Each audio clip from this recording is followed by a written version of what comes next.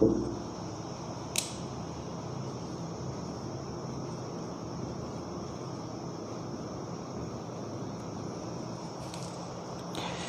Morning students, मैं धर्म सिंह मीणा, आपकी केमिस्ट्री फैकल्टी सेंट एसन पब्लिक स्कूल से। आपको पता ही है, आपने स्लोगन जब से एडमिशन लिया है पढ़ा होगा, स्लोगन आपने सुना होगा, पढ़ा होगा कि आम आदमी की वीआईपी स्कूल। तो और जब आम आदमी की वीआईपी स्कूल है तो अब जो आपका डिजिटल प्लेटफॉर्म इन्होंने बनाया है, हमने रेडी किया है, तो ये क्या हो गया आपका आम आदमी का वीआईपी प्लेटफॉर्म, डिजिटल प्लेटफॉर्म। तो आप लोग क्या करोगे, अब इसका फ़ायदा उठाओगे।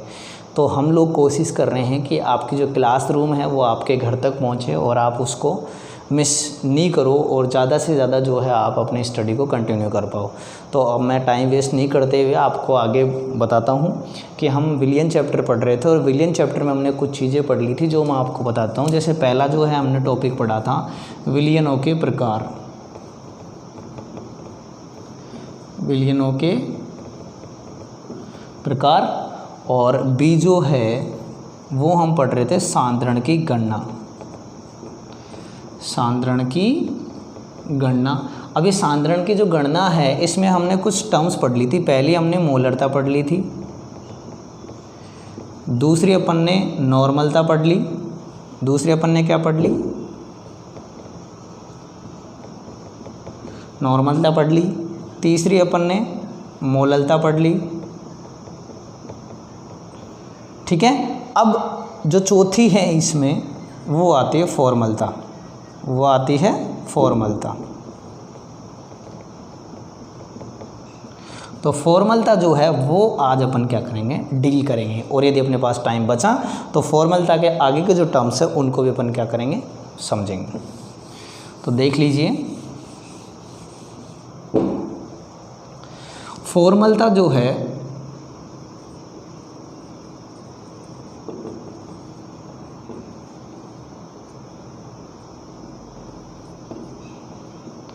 फॉर्मलता जो है इसका उपयोग कब किया जाता है वो मैं आपको बता देता हूँ। देखिए, जब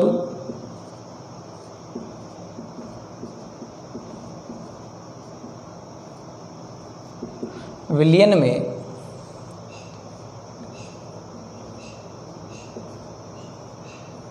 आयनिक यौगिक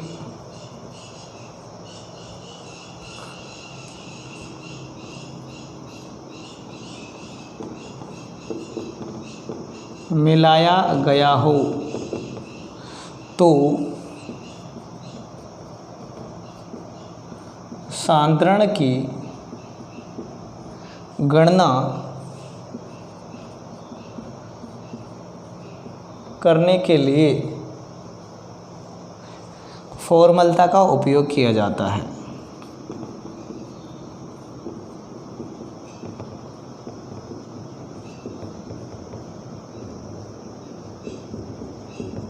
आगे बात समझ में। यदि आपके पास जो विलियन है उस विलियन में यौगिक कौन सा है, आयनिक है, तो हम क्या करेंगे, फिर फॉर्मलता का उपयोग करेंगे। ये तो हो गई इसकी ज़रूरत। अब अपन पढ़ेंगे क्या, इसके परिभाषा, और उसके बाद पढ़ेंगे इसका सूत्र।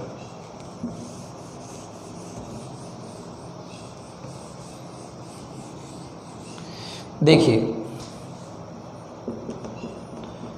किसी विलियन के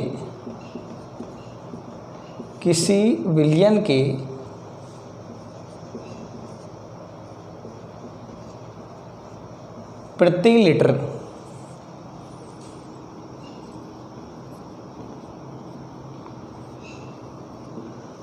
आयतन में उपस्थित, प्रति लीटर आयतन में उपस्थित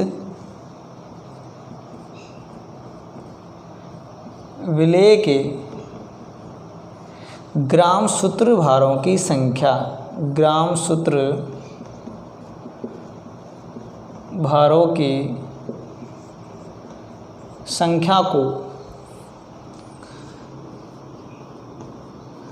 उसकी फॉर्मलता कहते हैं। इसे कैपिटल एफ से दर्शाया जाता है तथा इसकी इकाई ग्राम सूत्रभार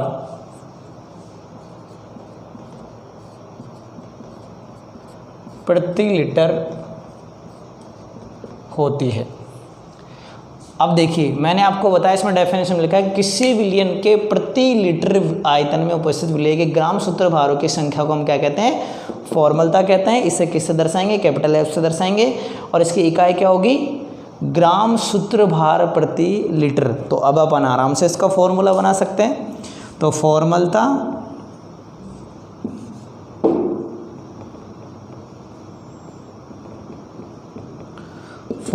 बराबर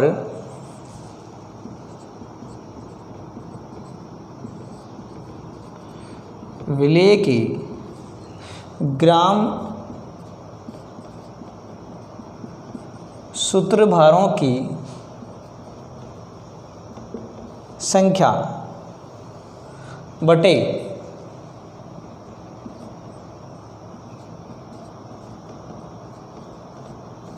विलयन का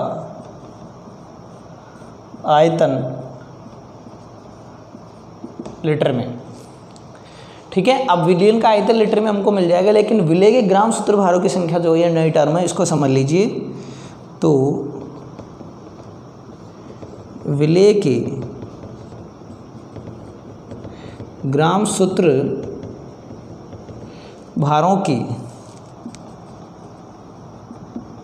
संख्या बराबर विलय का दिया गया भार, विलय का दिया गया भार बटे विलय का सूत्रभार। अब देखिए, एक नया वर्ड आ गया आपके सामने, विलय का सूत्रभार। विलय का सूत्रभार आणविक सूत्र ही होता है एक तरह से, लेकिन इसमें कुछ डिफरेंस है, वो मैं आप लोगों को समझा देता हूँ। थोड़ा मैं इसको मिटा रहा हूँ।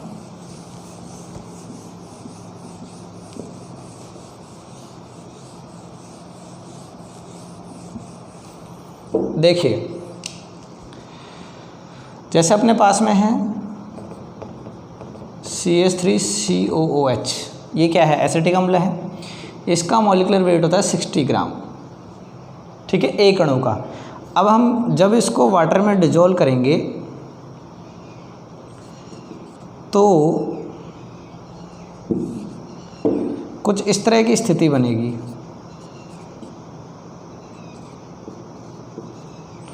ठीक है, और एक अणु हम यहाँ ले लेते हैं।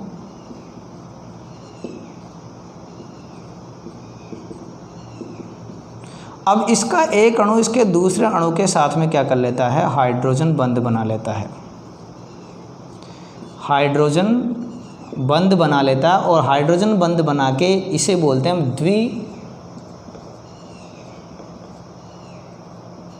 द्विलकीकरण।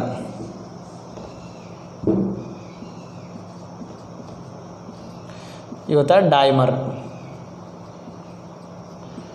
फॉर्मेशन। आगे बात समझ में? यानी कि इसने क्या किया, एक अणु था और अंदर जाकर ये संगुणित होकर दो अणु एक दूसरे से जुड़ गए।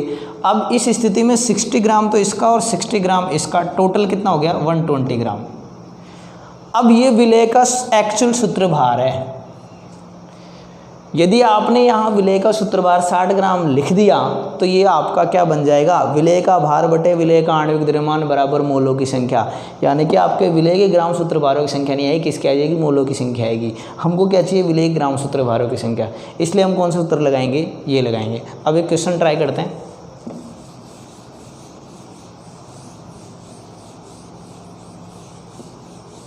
देखिए,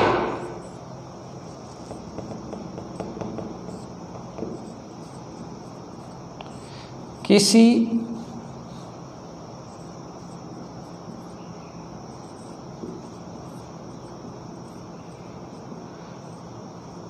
विलयन में 240 ग्राम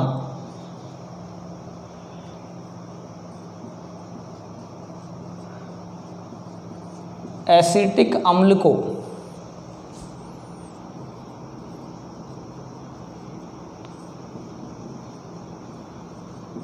मिलाया गया है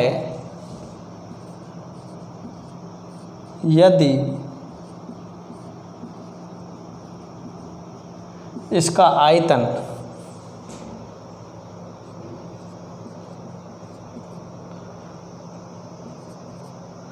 5 लीटर हो तो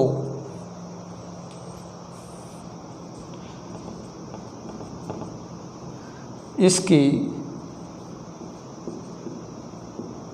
फॉर्मलता क्या होगी। ठीक है, देखिए हल कर लेते हैं इसका। अपने पास में क्या क्या है, देखिए WB है, कितना है 240 ग्राम। अपने पास में क्या है, V है, कितना है 5 लीटर। अपने पास में क्या है, MB है, कितना है 60 ग्राम। इसका 60 ग्राम ही होता है। अब देखिए यहाँ पर कंडीशन ये कर दी, यदि द्विगुणन होता है, ठीक है। तो द्विगुणन की स्थिति में आप लोग ध्यान रखना, मैं आपको एक टर्म बता रहा हूँ, ये आप लोग थोड़ी सी ध्यान में रखना। इनको वापस लिख लेंगे। ग्राम सूत्र भार बराबर 2 इंटू अणु भार, कब, जब द्विगुणन हो, जब क्या हो, द्विगुणन हो, द्विगुणन।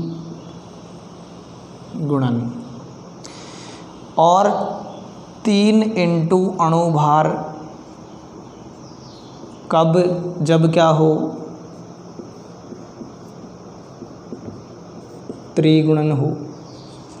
आगे बात समझ में। अब आपका क्वेश्चन हो जाएगा, देखिए V कितना है आपका, V कितना है 5 लीटर, और WB कितना है 240 ग्राम। और अब MB क्या हो गया 2 इंटू 60, यानी कि MB कितना आ गया आपका 120 ग्राम। अब काम हो जाएगा। अब आप फॉर्मलता ज्ञात कर सकते हो। फॉर्मलता बराबर क्या होता है, फॉर्मलता बराबर होता है, सूत्र यहाँ लिख लेते हैं अपना, वहाँ काम चल जाएगा। जैसे फॉर्मलता बराबर होता है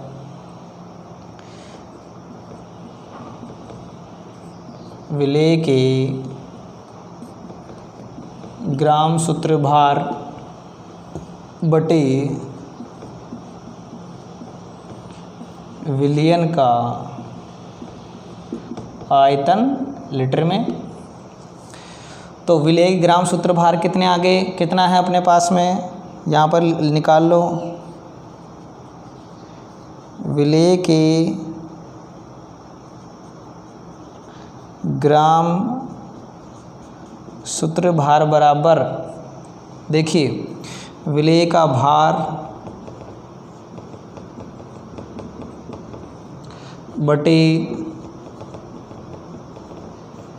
विलेय का सूत्र भार। विलेय का भार कितना है 240 दे रखा है, सूत्र भार कितना आया 120, कितना आ गया 2। ये या अब ये जो 2 वैल्यू आई है, अब यहाँ फॉर्मलता में रख सकते हो। तो फॉर्मलता बराबर विलेय के ग्राम सूत्र भार कितने आए 2 आए, विलयन का आयतन लीटर में कितने दे रखा है 5 लीटर दे रखा है। तो फॉर्मलता बराबर कितना हो गया 0.4 ग्राम सूत्र भार प्रति लीटर। ये आपका क्या हो गया आंसर। आगे बात समझ में। तो इस तरह से आप इस क्वेश्चन को क्या करोगे, सॉर्ट आउट करोगे। फटाफट इसका स्क्रीनशॉट ले लीजिए, आगे बढ़ेंगे।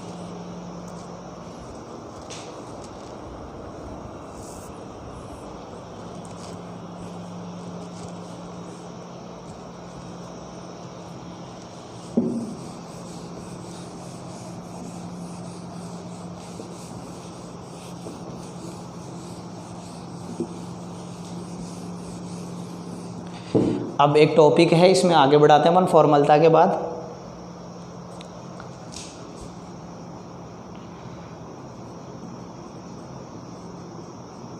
द्रव्यमान प्रतिशत की गणना। ठीक है, तो इसमें फर्स्ट है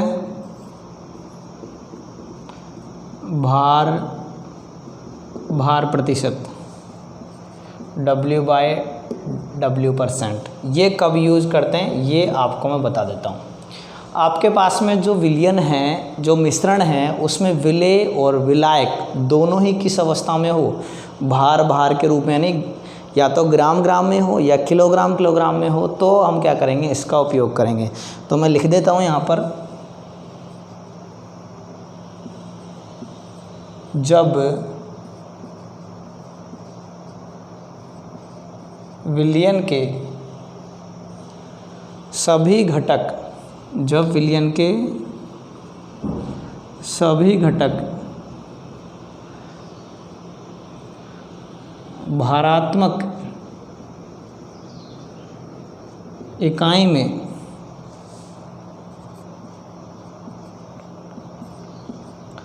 उपस्थित हो तो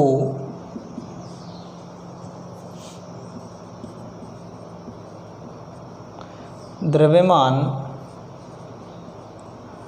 प्रतिशत की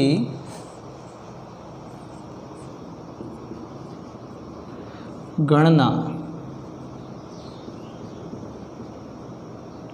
निम्न प्रकार की जाती है। कैसे? W प्रतिशत बराबर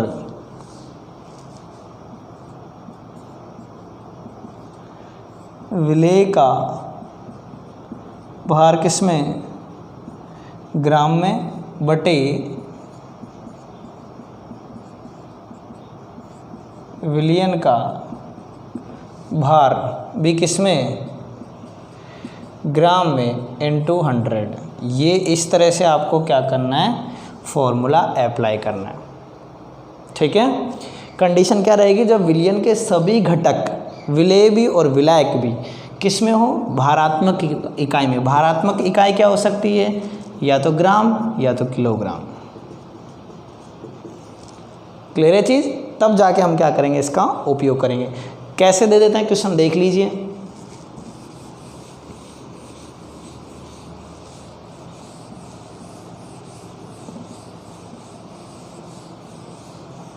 देखिए, आपसे बोल दिया जाए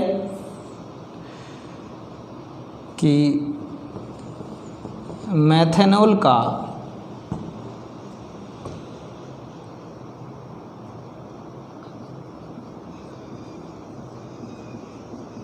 H2O के साथ, मेथनॉल का H2O के साथ 20% W/W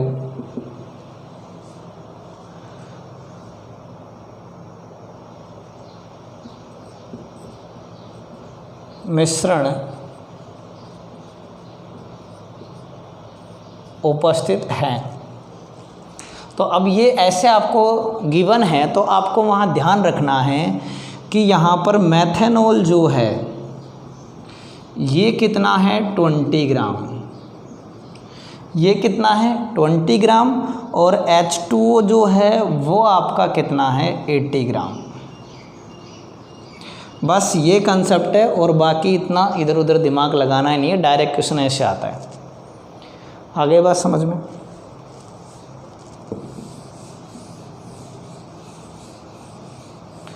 अब देखिए, दूसरी टर्म है इसकी,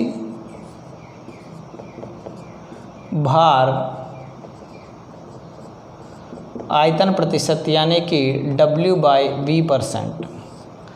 भार आयतन प्रतिशत, B है भार आयतन प्रतिशत या W/V%। ये कुछ इस तरह से रहता है। इसमें क्या होगा, जब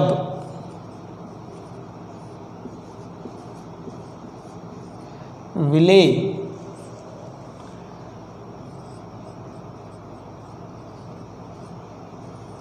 भारात्मक इकाई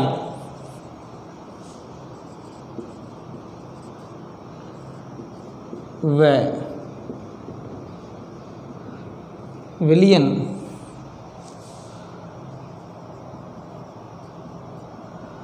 आयतनात्मक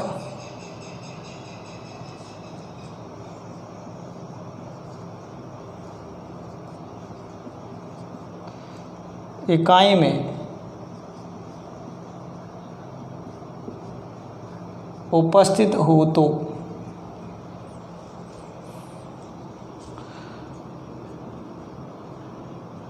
द्रव्यमान प्रतिशत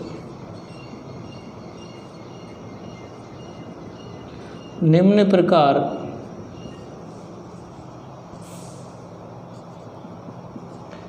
ज्ञात किया जाता है। किस प्रकार ज्ञात किया जाता है कि W/V% बराबर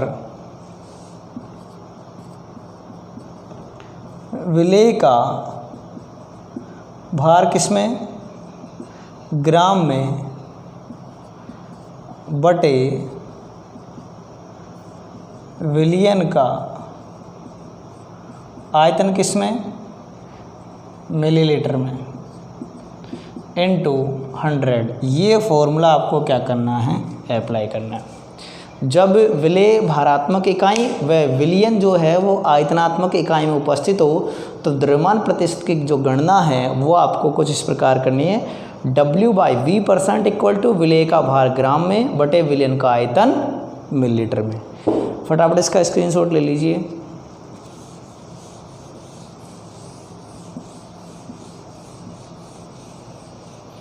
नेक्स्ट है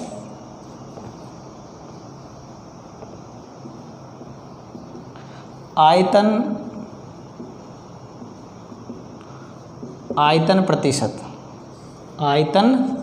आयतन प्रतिशत यानी कि V/V%। ठीक है, ये कब काम में आएगा, जब विलेय व विलायक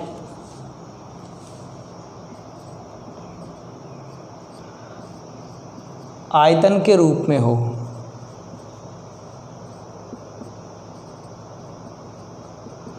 तो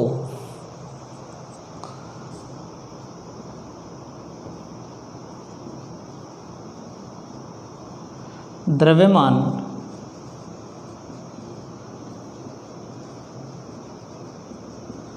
प्रतिशत की गणना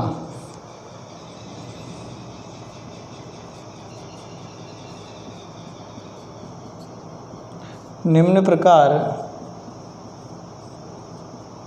की जाती है। कैसे, V/V% इक्वल टू विलेय का आयतन किसमें, ml में, बटे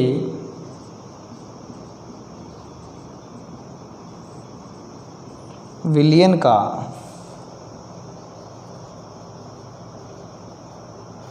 आयतन किसमें, ml में, इनटू 100। ये फॉर्मूला आप क्या करोगे, अप्लाई करोगे। V/V% इक्वल को विलेय का आयतन ml में बटे विलयन का आयतन ml में इनटू 100। फटाफट इसका स्क्रीनशॉट ले लीजिए।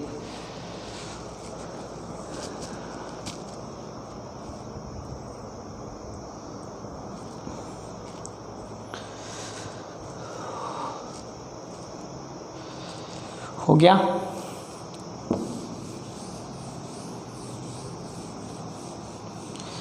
नेक्स्ट है ppm। ये होता है पार्ट्स पर मिलियन। इसमें क्या करेंगे, ppm% इक्वल टू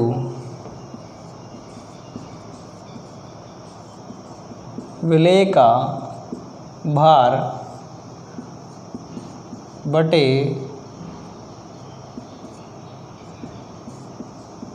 विलयन का भार इंटू 10⁶, और एक होता है आपका ppb पार्ट्स पर बिलियन। तो पार्ट्स पर बिलियन जो है उसमें कुछ नहीं करना आपको, ppb% इक्वल टू विलेय का भार बटे